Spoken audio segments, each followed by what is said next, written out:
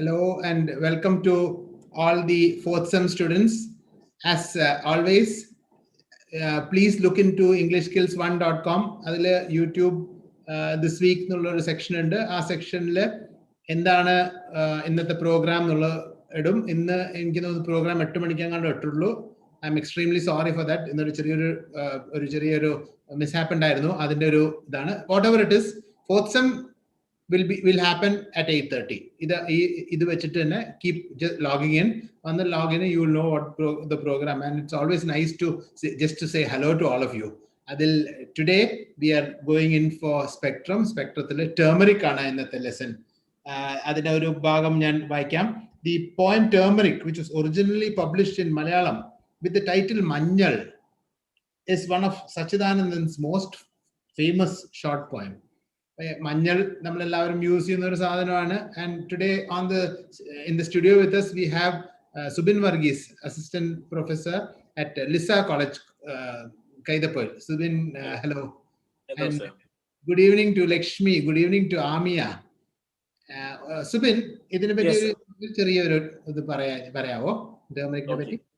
So first of all, good evening everybody. I know that Lakshmi is here and Amia, very good, and welcome to our program. So സ്ഥിരമായിട്ട് നമ്മുടെ ഒരു student ആണ് ലക്ഷ്മിയൊക്കെ. So turmeric എന്നുള്ള വാക്ക് അല്ലെങ്കിൽ മഞ്ഞൾ, അതിന്റെ തന്നെ മലയാളം പദം എടുത്തു നോക്കിയാൽ തന്നെ മലയാളികളായിട്ടുള്ള നമുക്ക് മഞ്ഞൾ എന്നുള്ള പദം അത്ര അറിവില്ലാത്തതല്ല, അല്ലെ? നമ്മൾ ഉപയോഗിക്കാത്ത സാധനവുമല്ല. പക്ഷെ എത്ര പേരുടെ വീട്ടിൽ ഇപ്പൊ സ്വന്തം മഞ്ഞള് നട്ടുപിടിപ്പിച്ച് അത് തേച്ചരച്ച് മുഖത്ത് തേച്ച് സൗന്ദര്യവർദ്ധക വസ്തുവായിട്ട് ഉപയോഗിക്കുന്നുണ്ട് എന്നുള്ള ചോദ്യത്തിന് പലർക്കും ചിലപ്പോൾ നമ്മുടെ ഒന്നും വീട്ടിൽ ഉണ്ടാവത്ത് പോലും ഇല്ല ഇപ്പോഴത്തെ ഒരു സിറ്റുവേഷനിൽ. പക്ഷെ കേരളത്തിന്റെ അല്ലെങ്കിൽ മലയാളികളുടെ ഏറ്റവും പ്രിയപ്പെട്ട ഒരു കാര്യമായിരുന്നു മഞ്ഞൾ എന്ന് പറയുന്നത്. പല ഗുണങ്ങളുള്ളത്, മെഡിസിനൽ വാല്യൂ ഉണ്ട്, ഒപ്പം ബ്യൂട്ടി കോൺസെപ്റ്റിന് പറ്റിയ തരത്തില് നിങ്ങൾ ഏത് സോപ്പിന്റെ പരസ്യം എടുത്ത് നോക്കിയിട്ടുണ്ടെങ്കിലും അതിനകത്ത് മഞ്ഞൾ ഇല്ലാത്തൊരു സോപ്പില്ല. പണ്ടൊരു മഞ്ഞൾ സോപ്പ് തന്നെ ഉണ്ടായിരുന്നു, പക്ഷെ ഇപ്പൊ അതില്ല. അപ്പോ മഞ്ഞളിന് മലയാളികളുടെ ലൈഫ് സ്റ്റൈലുമായിട്ട് ഒരുപാട് ബന്ധമുണ്ട്. പക്ഷെ ഇന്ന് മഞ്ഞൾ നിങ്ങൾ കാണുന്നത് മിക്കവാറും കടകളിൽ ചെല്ലുമ്പോൾ പാക്കറ്റാക്കി വെച്ചിരിക്കുന്ന മഞ്ഞൾ പൊടി, അല്ലെങ്കിൽ ചില സമയത്തെങ്കിലും കളിയാക്കിയെങ്കിലും പറയാറുണ്ട് മഞ്ഞപ്പൊടി. കാരണം മഞ്ഞളിൻ്റെതായിട്ടുള്ള യാതൊരു ഗുണവും ഇല്ലാത്ത മഞ്ഞ നിറമുള്ള പൊടി എന്നുള്ള അർത്ഥത്തിൽ മഞ്ഞപ്പൊടി എന്നും പറയാറുണ്ട്. ഒരുപാട് മെഡിസിനൽ വാല്യൂ ഉള്ള ഈ മഞ്ഞൾ പൊടി ഇന്നിപ്പോ നമുക്ക് കിട്ടുന്നത് ആക്ച്വലി പാക്കറ്റുകളാക്കിയിട്ടാണ്. എന്താണ് ഇതിനുള്ള കാരണം? എങ്ങനെയാണ് നമ്മളുടെ നാട്ടിൻ പ്രദേശത്ത് നമ്മളുടെ തൊടികളിലൊക്കെ ഉണ്ടായിരുന്ന ഈ മഞ്ഞള് പാക്കറ്റുകളാക്കി നമ്മൾ വില കൊടുത്ത് വാങ്ങിക്കേണ്ട ഒരു അവസ്ഥ? നിങ്ങൾക്ക് അറിയുമെന്ന് അറിയത്തില്ല. മഞ്ഞൾ നട്ട് കൃഷി ചെയ്യുന്ന ആൾക്കാരോടും ചോദിച്ചാൽ അറിയാം, ഒരു തവണ പറിച്ചു കഴിഞ്ഞാൽ പിറ്റത്തെ തവണ അവിടെ നട്ടില്ലെങ്കിൽ പോലും തന്നെത്താനെ ആ ഭാഗത്ത് മഞ്ഞൾ ഉണ്ടായി വരും. ആദ്യത്തെ അത്ര ഗുണമില്ലെങ്കിൽ പോലും നമുക്ക് കറിക്ക് ആവശ്യത്തിനോ അല്ലെങ്കിൽ മുഖത്ത് അരച്ചു തേക്കാനും അല്ലെങ്കിൽ പോയിസണിന് എതിരെയുള്ള ഒരു മെഡിസിൻ ആയിട്ട് പോലും മഞ്ഞൾ ഉപയോഗിക്കാറുണ്ട്. സച്ചിദാനന്ദന്റെ ഈ കവിതയ്ക്കകത്ത് മഞ്ഞളിന്റെ ഉപയോഗങ്ങളാണ് ആദ്യം മുതൽ അവസാനം വരെ പറയുന്നത്. ഏറ്റവും അവസാനത്തെ 2 വരികളിൽ മാത്രമാണ് ഇന്നലത്തെ മഞ്ഞളിന്റെ അവസ്ഥയെ കുറിച്ച് പറയുന്നത്. അത്രയും ദൂരം മഞ്ഞളിന്റെ ഗുണങ്ങളെ കുറിച്ച് പറഞ്ഞിട്ട് ഏറ്റവും അവസാനത്തെ 2 വരികളിൽ മഞ്ഞൾ ഇന്ന് എന്താണ് അവസ്ഥ എന്നുള്ളതിനെ കുറിച്ച് വ്യക്തമായിട്ട് പറയുന്നു. ഗ്ലോബലൈസേഷന് എതിരെയുള്ള അല്ലെങ്കിൽ ഗ്ലോബലൈസേഷൻ കൊണ്ടുണ്ടാകുന്ന പ്രശ്നങ്ങളെ കുറിച്ചാണ് സച്ചിദാനന്ദൻ ഈ കവിതയിലൂടെ നമുക്ക് പറഞ്ഞു തരുന്നത്. നമ്മളുടെ സ്വന്തം സാധനങ്ങൾ നമ്മൾ തന്നെ പൈസ കൊടുത്ത് വാങ്ങിക്കേണ്ടി വരുന്ന ഒരു അവസ്ഥയെ കുറിച്ചാണ് കവി ഇതിനകത്ത് നിന്ന് പറയുന്നത്. Over to you sir. Thank you Subin. അപ്പോ ഇന്ന് പ്രശാന്ത് സാർ ഈ ലെസൺ കഴിഞ്ഞിട്ട് വരും എന്നാ പറഞ്ഞത്. ലെസൺ വളരെ ഷോർട്ടാണ്. അപ്പൊ ഇന്ന് അധികം സമയം നിങ്ങൾ എടുക്കുന്നില്ല. 15-15.15 മിനിറ്റേ ഉള്ളൂ. അതുകൊണ്ട് as soon as that is over, Prashant sir will be joining us.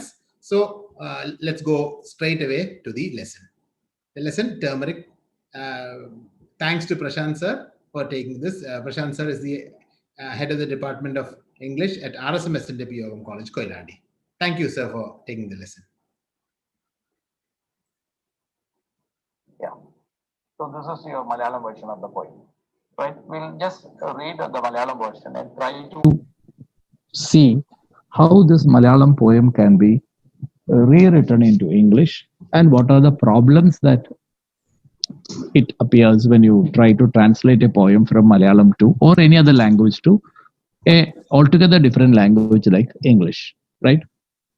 So I'll just read the poem for you. നിങ്ങൾക്ക് എല്ലാവർക്കും മലയാളം വായിക്കാൻ അറിയാമെന്ന് വിചാരിക്കുന്നു. So we can just continue reading in that.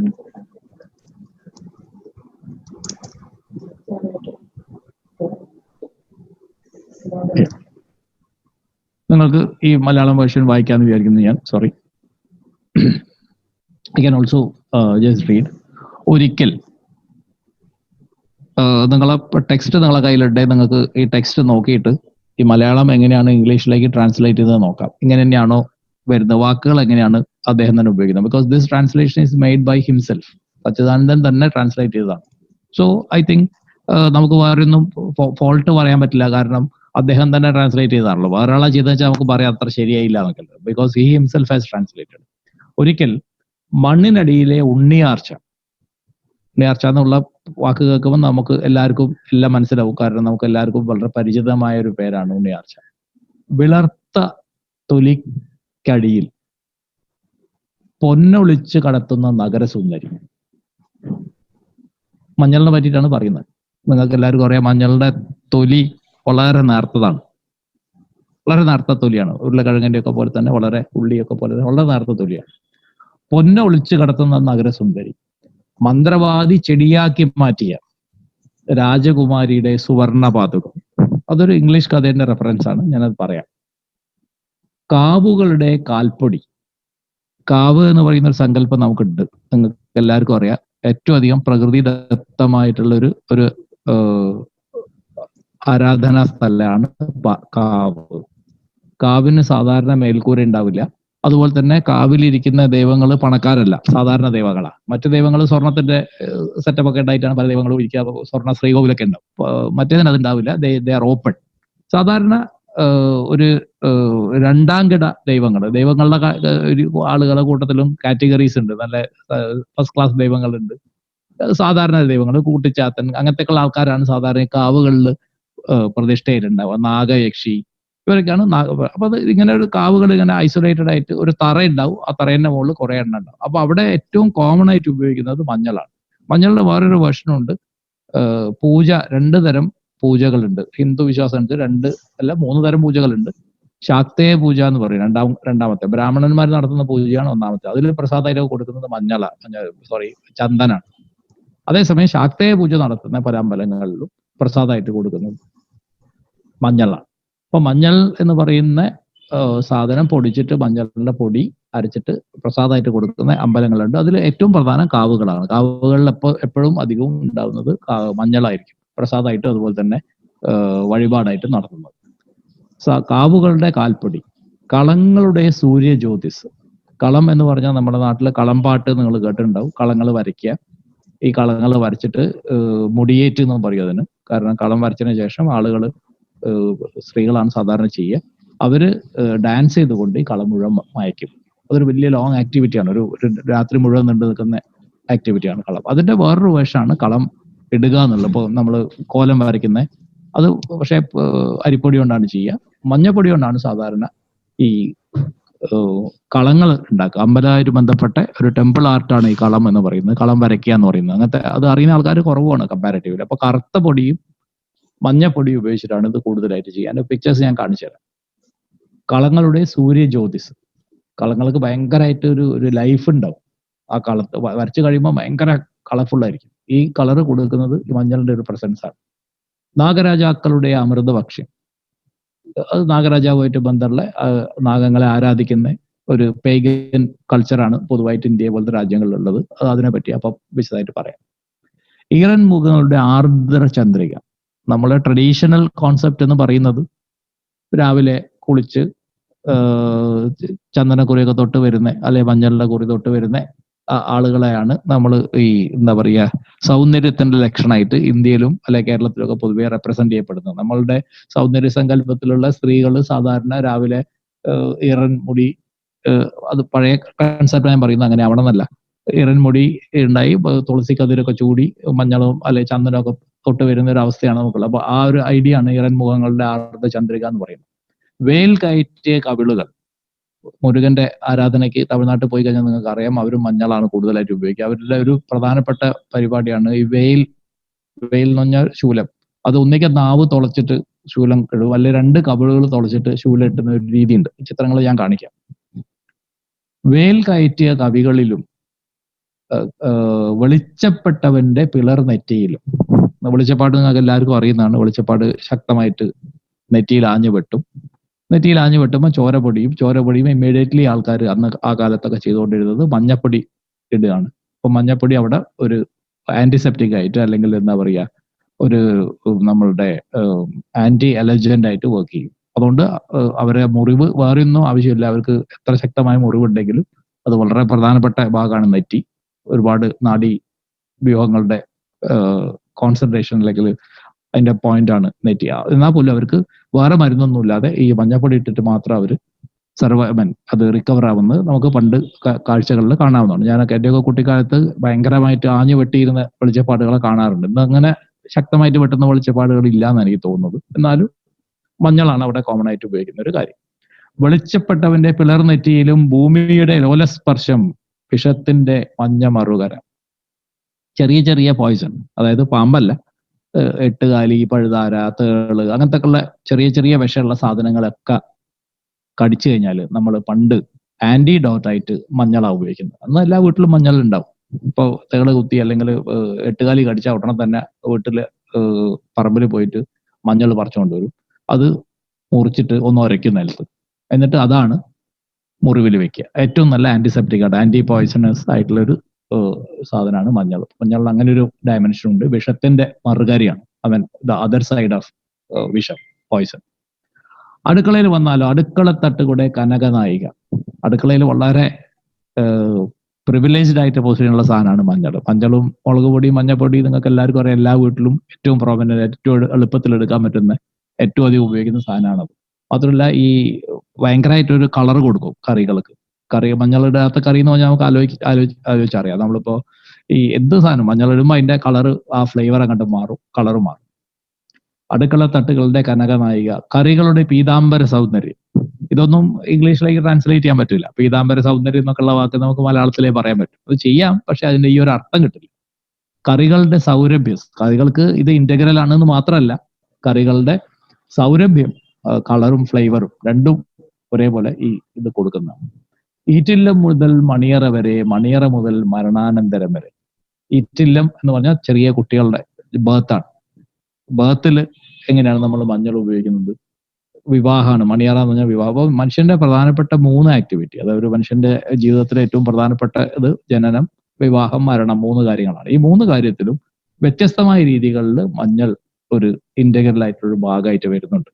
അത് ഞാൻ എക്സ്പ്ലെയിൻ ചെയ്യാം ഇത് വരുന്ന സമയത്ത്.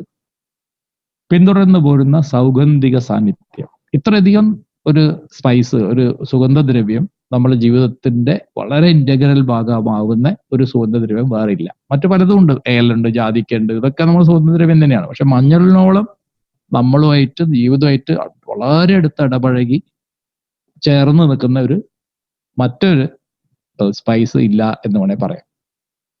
ഇന്നത്തെ അവസ്ഥ ഇത് അതിന്റെ പാസ്റ്റാണ്. ഇത് ഈ കവിതയുടെ പ്രധാനപ്പെട്ട ഭാഗമാണ്. കവിതയുടെ പ്രധാനപ്പെട്ട ഹൈപ്പോത്തസിസ് എന്ന് പറയുന്നത് ഈ ഒരു ഭാഗമാണ്. മഞ്ഞളിന്റെ ഒരു വിശദീകരണം, മഞ്ഞൾ എങ്ങനെയാണ് ഒരു മനുഷ്യന്റെ ജീവിതത്തിൽ വളരെ ഇന്റഗ്രൽ ആയിട്ടുള്ള റോള് വഹിക്കുന്നത് എന്നുള്ള ഒരു വിശദീകരണം. And end of the lines, അടുത്ത 2 വരിയിൽ ഇത് നേരെ തിരിയുകയാണ്. ഇപ്പം മഞ്ഞളിനെ നമ്മൾ പ്രകീർത്തിച്ച് പറഞ്ഞിട്ടുള്ള എല്ലാ സാധനങ്ങളും അട്ടിമറിച്ചുകൊണ്ട് മഞ്ഞളിന്റെ ഇന്നത്തെ ഒരു അവസ്ഥയെ പറ്റി പറയുന്നുണ്ട്. ഇപ്പോൾ കുഴലിലടച്ച് അങ്ങാടിയിൽ വിൽക്കുന്ന വിലയേറിയ ഒരു ലേപനം. ഇന്ന് മഞ്ഞൾ നിങ്ങളെ വീട്ടിലായാലും എൻ്റെ വീട്ടിലായാലും ഇത് കിട്ടാനില്ല. നിങ്ങൾക്ക് മഞ്ഞൾ വേണമെങ്കിൽ നിങ്ങൾ മാർക്കറ്റിൽ പോയിട്ട് വാങ്ങിക്കണം. നിങ്ങൾ പഴയ സിനിമയിലൊക്കെ നിങ്ങൾ സ്ഥിരമായിട്ട് കണ്ടിട്ടുണ്ടാവും. ഇപ്പോൾ വടക്കൻ വീരഗാഥ പോലത്തെ സിനിമയിലൊക്കെ കണ്ടിട്ടുണ്ടാവും. കുളിക്കുന്നതിന് മുമ്പായിട്ട് ഉണ്ണിയാർച്ചയൊക്കെ മഞ്ഞൾ തേക്കും. ഇന്ന് നിങ്ങൾക്ക് മഞ്ഞൾ തേക്കണമെങ്കിൽ നിങ്ങൾ അങ്ങാടിയിൽ പോയിട്ട് മഞ്ഞളിന്റെ പൊടി വാങ്ങണം, അല്ലെങ്കിൽ ക്രീം എന്തെങ്കിലും വാങ്ങിക്കണം. മഞ്ഞൾ ക്രീം എന്ന് പറഞ്ഞ് ഞങ്ങളുടെയൊക്കെ കുട്ടിക്കാലത്ത് ഏറ്റവും അധികം വിൽപ്പന നടത്തിയിരുന്ന ഒരു ക്രീമാണ് വീക്കോ ടെർമറിക് എന്ന് പറയുന്നത്. അത് തന്നെയാണ് ഇദ്ദേഹം ഉദ്ദേശിക്കുന്നത്. അപ്പൊ മഞ്ഞൾ ഇന്ന് നിങ്ങൾക്ക് കിട്ടണമെങ്കിൽ അത് കുഴലിലടച്ച്, അതായത് ചെറിയ ട്യൂബിൽ അടക്കിയിട്ടുള്ള വലിയ വില കൊടുക്കുന്ന തരത്തിലുള്ള ഒരു സാധനമായിട്ട് മാറി. ഒരു പക്ഷേ പണ്ട് വെറുതെ കിട്ടുമായിരുന്നു. അപ്പൊ നമ്മളെ വീടുകളിലൊക്കെ നിൽക്കുമ്പോൾ ഒരാൾ പെട്ടെന്ന് ഓടി വന്നിട്ട് ചോദിക്കും, ലേശം മഞ്ഞൾ തരും, ഒരാൾക്ക് തേള് കുത്തിയെന്നോ അല്ലെങ്കിൽ എന്താ എട്ടുകാലി കടിച്ചു എന്നോ എടുത്തോന്ന് പറയുന്നത് നമ്മൾ പോകും. അയാൾ പോയി കുറച്ച് മാന്തി എടുത്ത് കൊണ്ടുപോകും. അത്രയാണ് അന്നത്തെ രീതി. അല്ല, ഇന്നത് എവിടെ ഇല്ല. നിങ്ങൾക്ക് ഇന്ന് മഞ്ഞൾ വേണമെങ്കിൽ നിങ്ങൾ അങ്ങാടി പോയി വാങ്ങിക്കണം. അപ്പൊ എങ്ങനെയാണ് പണ്ടത്തെ നമ്മളെ അറിവുകൾ, പണ്ടത്തെ നമ്മളെ ലൈഫിൽ വളരെ ഇന്റഗ്രൽ ആയിട്ടുള്ള പല വസ്തുക്കളും ഇന്ന് മാർക്കറ്റിൽ ലഭ്യമായിട്ടുള്ള സാധനങ്ങളായി പോകുന്നത്? ഒരുപക്ഷെ നിങ്ങൾക്ക് അറിയാം, പണ്ട് എല്ലാ കാര്യങ്ങളും നമ്മൾ വീട്ടിൽ തന്നെ, ഇപ്പൊ കോവിഡിന്റെ കാലമായതുകൊണ്ട് കുറെ മാറ്റം വന്നിട്ടുണ്ട്. പണ്ടൊക്കെ എല്ലാ സാധനങ്ങളും നമ്മൾ വീട്ടിലുണ്ടാക്കുകയായിരുന്നു. കറിവേപ്പില കോമൺ ആയിട്ട് എല്ലാ വീട്ടിലും ഒരു കറിവേപ്പില ഉണ്ടാവും. ഇന്ന് കറിവേപ്പില നമ്മൾ തമിഴ്നാട്ടിൽ നിന്ന് മരുന്നടിച്ച കറിവേപ്പിലയാണ് വാങ്ങി ഉപയോഗിക്കുന്നത്. എല്ലാ കാര്യങ്ങളും അങ്ങനെ തന്നെ. അപ്പൊ എങ്ങനെയാണോ നമ്മളുടെ ഒരു പ്രകൃതിയായിട്ട് അടുത്ത് ഇടപഴകി ഇഴകി ചേർന്നിട്ടുണ്ടായിരുന്ന നമ്മളൊരു ജീവിത രീതി ഈ കാലത്ത്, ആധുനിക കാലത്ത് അതിനെ മാറ്റി വരുന്നത്, അല്ലെ എങ്ങനെയാണ് ഗ്ലോബലൈസേഷൻ എന്നുള്ള ഒരു കോൺസെപ്റ്റ്, അല്ലെങ്കിൽ പുതിയ ഒരു വ്യാവസായിക പുതിയതായിട്ട് നമ്മൾ നടപ്പാക്കിയിട്ടുള്ള ചില സാമ്പത്തിക പരിഷ്കാരങ്ങൾ എങ്ങനെയാണ് നമ്മളുടെ നാട്ടറിവുകളെ പാക്കറ്റിലാക്കിയിട്ട് നമുക്ക് തന്നെ വിൽക്കുന്ന അവസ്ഥ ഉണ്ടായത്. വെള്ളത്തിന്റെ കാര്യം എക്സാമ്പിൾ എടുക്കാൻ ഞാൻ എപ്പോഴും പറയുന്നതാണ്. നമ്മളൊക്കെ ഒരിക്കലും വിചാരിച്ചിട്ടില്ല. അപ്പൊ ഞാനൊക്കെ കുട്ടിക്കാലത്ത് ബാംഗ്ലൂരിലൊക്കെ, ഞാൻ ബാംഗ്ലൂരാണ് പഠിച്ചിരുന്നത്. ബാംഗ്ലൂർ പഠിക്കാനൊക്കെ പോകുന്ന സമയത്ത് ആദ്യമായിട്ട് ഞാൻ അപ്പോഴാണ് ഈ റെയിൽവേ സ്റ്റേഷനിലൊക്കെ കുപ്പിവെള്ളം കാണാൻ തുടങ്ങിയത്. ഞങ്ങളൊക്കെ അന്ന് ഇവിടുന്ന് ഒരു കുപ്പിയിൽ വെള്ളം കൊണ്ടുപോകും, അത് അവിടെ എത്തും, ആ കുപ്പി അവിടെ തന്നെ സൂക്ഷിച്ച് വെക്കും, തിരിച്ചു വരുമ്പോൾ ആ കുപ്പി തന്നെ കൊണ്ടുവരും. അങ്ങനെയാണ് അന്ന രീതി. അപ്പൊ ഞാനിങ്ങനെ എപ്പോഴും വിചാരിക്കുന്നത് കേരളത്തിൽ ഇതൊരിക്കലും ഈ കച്ചവടം ഒരിക്കലും ഉണ്ടാവില്ല. കാരണം ഇവിടെ ഒരിക്കലും നമുക്ക് വെള്ളത്തിന് ക്ഷാമം ഉണ്ടായിട്ടില്ലല്ലോ എന്നത് 10-25 കൊല്ലം കഴിഞ്ഞപ്പോൾ നമ്മൾ ആരും തന്നെ വെള്ളം വീട്ടിൽ ഇഷ്ടം പോലെ ഉണ്ടെങ്കിലും കൊണ്ടുപോകാതിരിക്കുകയും 20 രൂപ കൊടുത്തിട്ട് കുപ്പി വെള്ളം വാങ്ങി കുടിക്കുകയും ചെയ്യും. ആ വെള്ളം എങ്ങനെയാ പാക്ക് ചെയ്യുന്നതെന്നോ അതിന്റെ ഇതൊന്നും നമുക്ക് അറിയില്ല. ഞാൻ പറഞ്ഞുകൊണ്ടുവരുന്നത് എന്താ വെച്ചാൽ, എല്ലാ നമ്മളുടെ അറിവുകളും നമ്മളുടെ വിഭവങ്ങളും നമുക്ക് തന്നെ വിൽക്കുന്ന ചരക്കുകളായിട്ട് മാറുകയാണ്. സോ അതിന്റെ ഒരു അവസ്ഥയെ പറ്റിയാണ് സച്ചിദാനന്ദന്റെ. അപ്പൊ അങ്ങനെ അവസാന ഭാഗത്തേക്ക് വരുമ്പോൾ ഈ കവിതയുടെ സ്വഭാവമേ മാറുകയാണ്. അതായത് നേരത്തെ നമ്മൾ പറഞ്ഞു കൊണ്ടുപോകുന്ന ഒരു മഞ്ഞളല്ല കവിത അവസാനിക്കുമ്പോൾ ഉണ്ടാവുന്ന മഞ്ഞൾ. ഈ മഞ്ഞളിന് വരുന്ന വലിയൊരു ഡ്രാസ്റ്റിക് ആയിട്ടുള്ള ഒരു മാറ്റമാണ്. ഇനി നമ്മൾ ഇതിന്റെ ഇംഗ്ലീഷ് വേർഷൻ കൂടി വായിച്ചിട്ട് ഇന്നത്തെ ക്ലാസ് അവസാനിപ്പിക്കും. ബാക്കി എക്സ്പ്ലനേഷൻ ഒക്കെ ഞാൻ അടുത്ത ദിവസം എടുക്കാം. നമുക്ക് അത്ര സമയമില്ല, ഏകദേശം 9:30 ആവാനായി. So you just look at ഒരിക്കൽ എന്ന് പറഞ്ഞത് once the Unniyarcha of the subsoil. മലയാളവും ഇംഗ്ലീഷുമായിട്ട് ഒരുപാട് വ്യത്യാസമുണ്ട്. അതിൽ ഏറ്റവും പ്രധാനപ്പെട്ട വ്യത്യാസം സ്ട്രക്ചറിങ് ഓഫ് വേർഡ്സ് ആണ്. ഇപ്പൊ മലയാളത്തിൽ നിങ്ങൾക്കറിയാം, രാമൻ രാവണനെ കൊന്നു. അപ്പൊ സബ്ജക്റ്റ്, ഓബ്ജക്റ്റ്, വേർബ്, അതാണ് മലയാളത്തിലെ വേർഡ് ഓർഡർ. എന്നാൽ ഇംഗ്ലീഷിൽ രാമ കിൽഡ് രാവണയാണ്. അപ്പൊ subject, verb, object, SVO pattern ആണ്. അപ്പൊ മലയാളവും ഇംഗ്ലീഷുമായിട്ട് പ്രധാനപ്പെട്ട ഒരു വ്യത്യാസം എന്ന് പറയുന്നത് ഈ സബ്ജക്റ്റ് കഴിഞ്ഞാൽ വരുന്നത് ഇംഗ്ലീഷിൽ വേർബാണ്. അപ്പൊ അതുകൊണ്ട് തന്നെ ഒരു വലിയ മാറ്റം അതിലേക്ക് ഉണ്ടാവും. കാരണം മലയാളം ഇംഗ്ലീഷ് പോലെയാണ് പറയുന്നെങ്കിൽ നമ്മൾ എന്ത് പറയേണ്ടി വരും? രാമൻ രാവണനെ കൊന്നു എന്നാ മലയാളത്തിൽ പറയാം.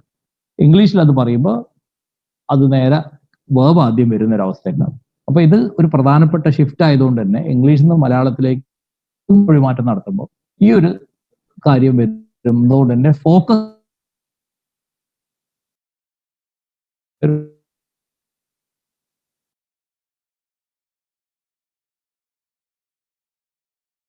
Okay.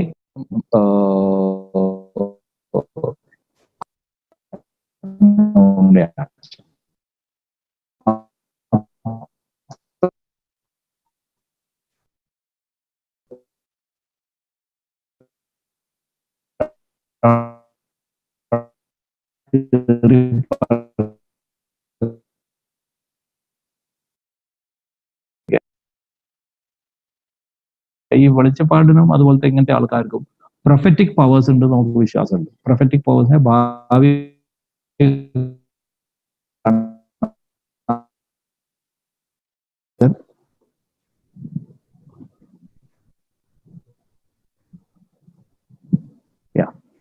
So this is your Malayalam version of the poem, right? We'll just read the Malayalam version. Thank you, and try. Dr. Prashant will be arriving soon, and I'm here. So I'm in the Malayalam version. In the full length video already has been uploaded. I just wanted to show you the Malayalam. Today, you know, there are a few questions which are here in the that.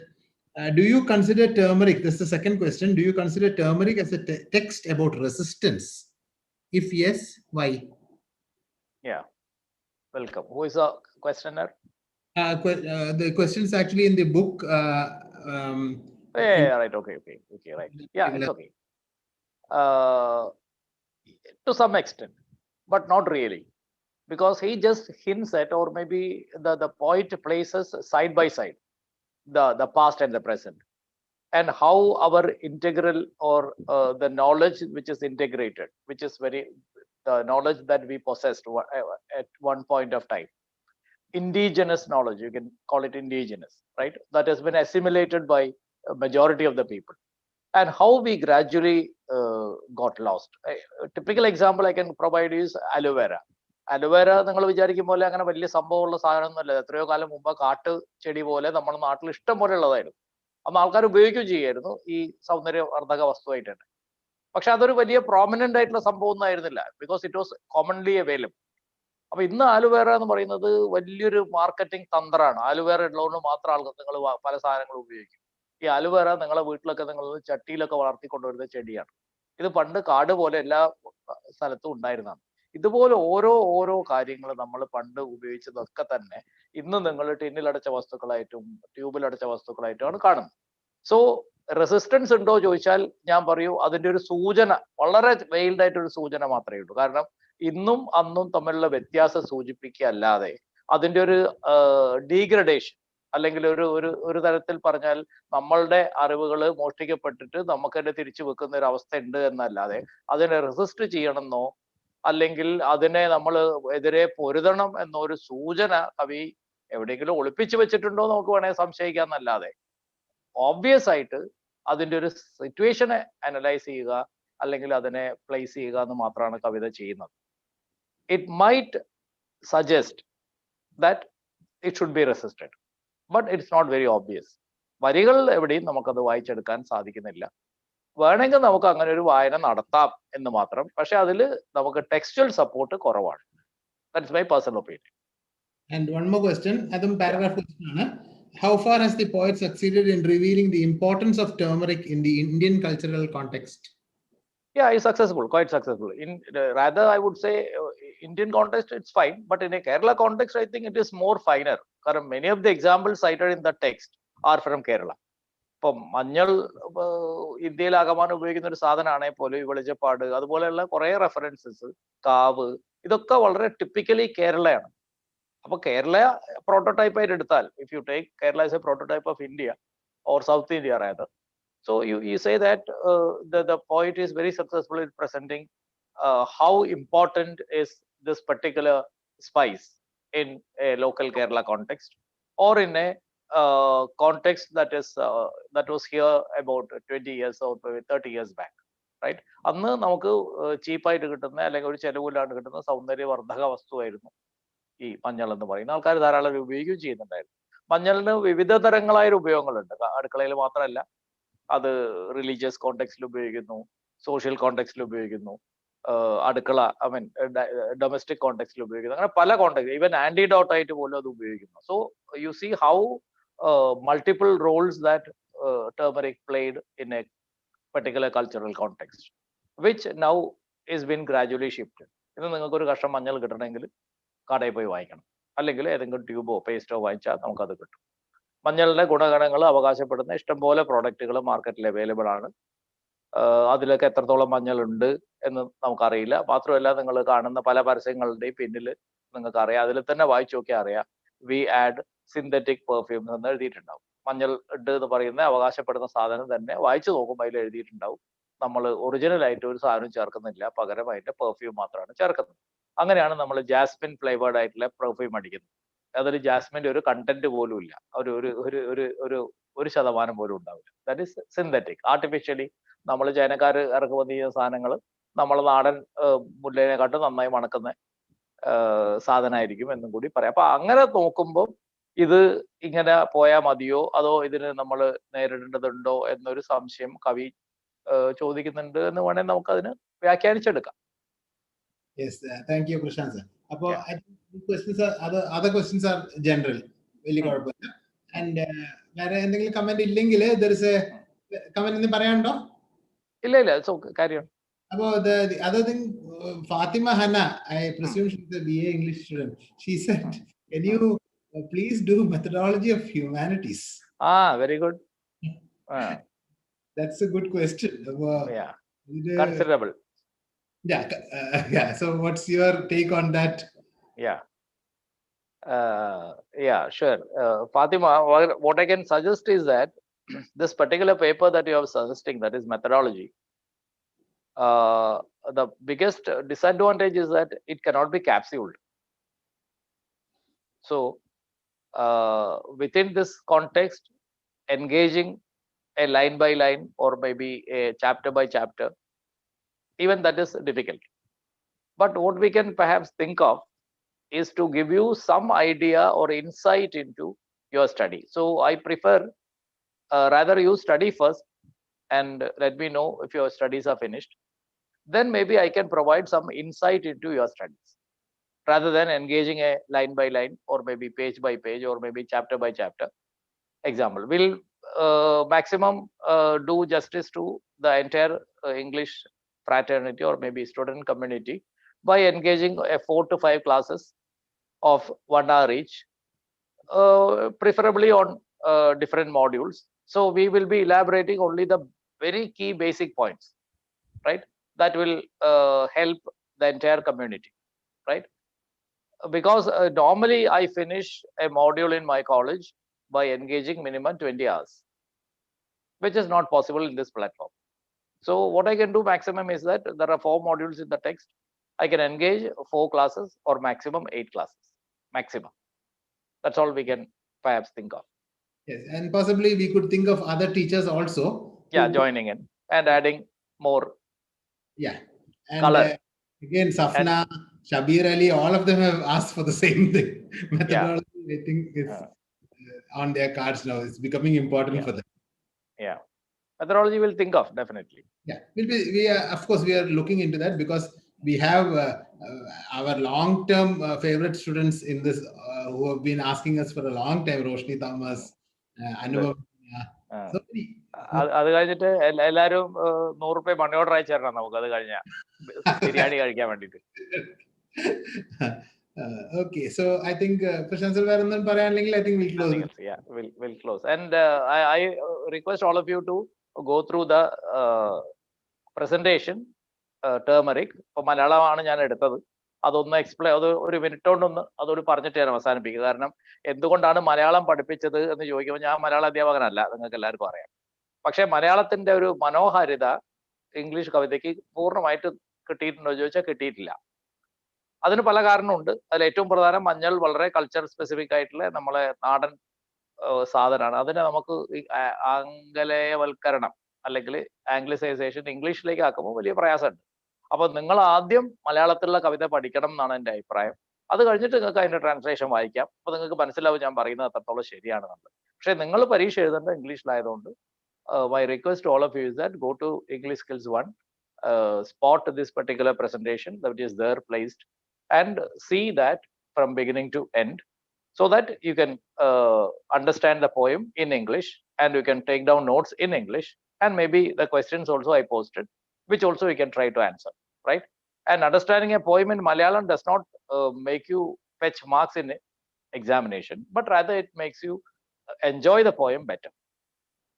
Thank you, Prashant. And this particular poem, all you need to do is just go into YouTube and search Turmeric space English Skills 1. And there is a recording, 1.5 hours in the recording. And the pure class, those who are interested and those who have maybe not learned this lesson well, and that's a very elaborate session where every line is explained. So please go into that. And Safna, we are seriously looking into Safna and Shabir. Safna avasanam parnunde a Q&A session of methodology at least. So anyway, don't worry. We'll do. Safna evidana choikku, evidana from where she is. Safna, could you please text me where your place is? That's all. Yeah, or college. That will be college, whatever. Yeah. And of course, we need to look into Blossoms also. Ningalde seniors in the textbook aanu. Appo adonde we have to do all this parallelly. And if your exams are on schedule, adum oru block varum. But whatever it is, we'll try our best and we'll let you know in the next class. Okay, Safna, adum kude ഒന്ന് type ചെയ്തിട്ട് we'll close today. So thank you, Dr. Prashant, and see you tomorrow 8:30. Yeah. Okay.